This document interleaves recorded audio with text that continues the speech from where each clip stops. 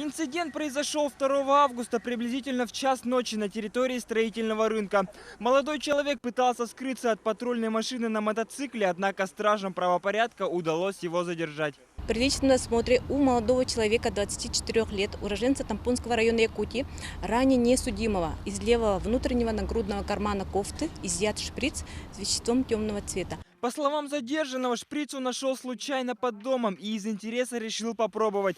Это далеко не первый случай выявления реализации психотропных веществ в этом году. За 7 месяцев 2016 года нарядами групп задержания неведомственной охраны Республики, Федеральной службы войск Национальной гвардии Российской Федерации установлено 24 факта незаконного приобретения, хранения, перевозки, изготовления, переработки наркотических средств, психотропных веществ и их аналогов. Работа по выявлению нарушений, связанных с наркотическими веществами, активно проводится в Якутске, Алекминске и Мегино-Кангаласском районе.